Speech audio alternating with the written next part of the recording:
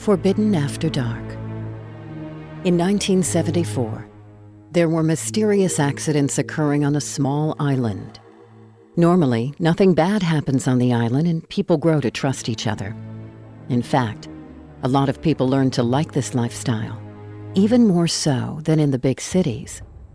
The only person the townspeople simply could not stand was Gerald Cretan. When he looked at you, it gave a sense that death was staring right back.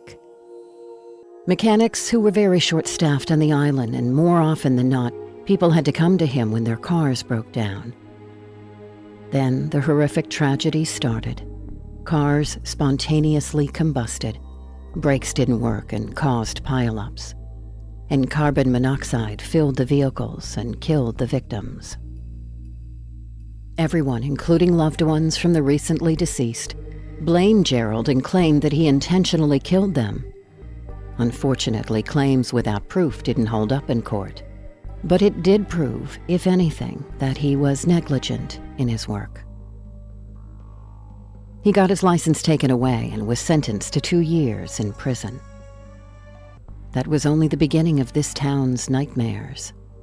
Some people are born into this world without any incentives for doing such unspeakable, heinous acts. They have no motives and can't be talked or bargained with. That's what Gerald suffers from, his thirst to hurt, to torture, and to increase your misery. Some people began to wonder if Cretan loathed all human life, and they might not be too far from the truth either. Now, 2 years later, Gerald tried his demonic schemes again, working up his own home repair service. When people's showers, water heaters, or air conditioning didn't work, they would call him. His business would include free upgrades if he wasn't able to fix their appliance, so when he couldn't fix the showers, he would replace it, plus give them new sliding doors. If he couldn't fix the air conditioner, he would buy them a new one. What Cretan didn't tell them, however, was that once you close the shower doors, a magnet pulls down a latch, and 5 deadbolts silently lock the victim in. Sharp razors will quietly rise up from the top of the doors. Once the victim turns the knob, the water won't turn off, and the drains will close. The doors are sealed so tightly, not a drop of water will escape it. Then the water will gradually increase in temperature. The water will produce such dangerously high levels of heat that it actually melts the paint off the walls. Screaming was mostly pointless, since there was normally no one around to help. Their skin would start to boil and reach such insane levels they would ram into the doors. Bulletproof. The glass was reinforced. In desperation, people actually tried scaling the doors, but the tip of each blade was so sharp it could easily cut through bone. As heinous as it sounds, the pain of attempting to climb over the blades was significantly less than the pain of the boiling water. The victims would climb through the top, even if it meant having their bodies nearly sliced in half. Even so, they wouldn't stay alive much longer. Gerald was going to court again, and this time the townspeople knew he would get a conviction. He explained to the jury that he meant no harm to anyone. As he swore under oath, he was installing something called security showers. It was something new that supposedly he was trying to get popular. The way it was supposed to work was that it would keep intruders out. Mr. Cretan continued to explain that when you're in the shower, most people are completely defenseless.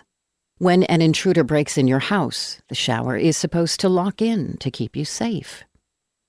The bulletproof glass was going to protect against weapons, and the blades at the top were meant to stop the intruders from climbing over. However, he explained the shower overheating was simply a defect. The only thing the attorney could prove once more was that Gerald was extremely negligent and should have to pay a higher price. This time, Cretan did a maximum of 10 years without parole. But Gerald just waited, patiently, and never made one complaint the whole time he was there. He plotted for an act that was more sinister than his previous ones, one so incomprehensible the whole town would suffer.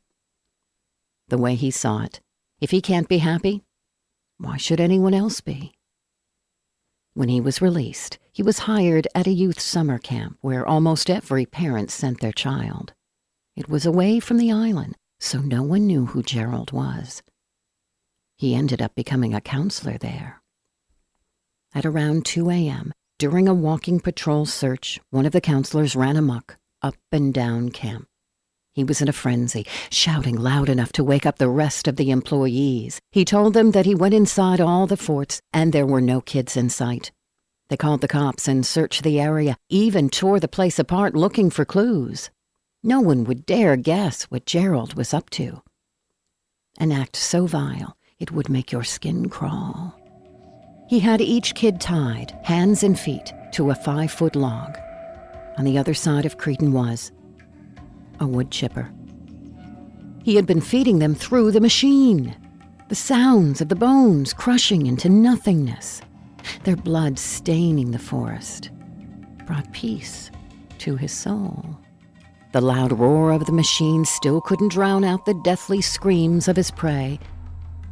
He looked over to the next one. Bones popped from the machine sometimes, getting it stuck. Shrieks of horror emerged from their parents when Mr. Cretan mailed them the remains of their children. It took the entire police force to hold back the 12 families that lost their loved ones to Cretan. He just smiled as the judge announced him guilty. What enraged everyone was that he convinced the jury that he was insane. Because of this, he was sent away to the mental facility forever. The death threats didn't stop coming in, but Gerald kept all the letters. He even attempted to get them framed to show his accomplishments. One day, while Gerald was thinking in his isolated room, he discovered that there were bars for all the patients, for the garden, for the indoor gym. Even when the people watched television, Mr. Cretan didn't think it was fair that patients had bars and not the employees. First, he worked around the cameras. To do this, he found a friend and talked about how he would let him escape with him if he helped. It was a great plan. Gerald was plotting for weeks. Then, one night he was gone. The hospital was burnt to a crisp, and a massive manhunt sprang loose. Every force in the country looked for Gerald. The authorities investigated how this could happen. With no leads, the case quickly got called. Almost a year later, police headquarters got a strange video. As they watched it, their faces turned pale, realizing what had happened. It showed how Gerald got his friend to trick the security guards. The cameras continually looped around old recorded footage, making them think nothing was wrong. And at night, Cretan killed the guards, walking around. He would walk behind and slit their throats, quietly, so not as to arouse suspicion. And if that wasn't horrid enough, his wrath continued. Shortly afterwards, Cretan got tanks of fuel that he had been storing since he was first convicted. He slowly poured the gasoline over people's doors and down the hallways. He started from the top floor down to the very bottom. Every single elevator and stairway was drenched in fuel.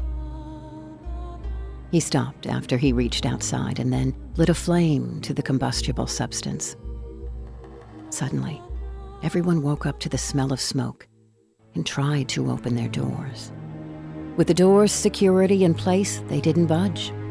The doors were reinforced with titanium bars on every single room. The third and fourth floor rooms could already smell the flesh burning from the first and second floor. As the flames arose, a man gripped onto the bars on his window, staring at the maniac outside. The man in the window was Gerald's friend, and he left him there, burning. A smile rose from his face, and he just stared and watched. Peace had finally filled his heart once more.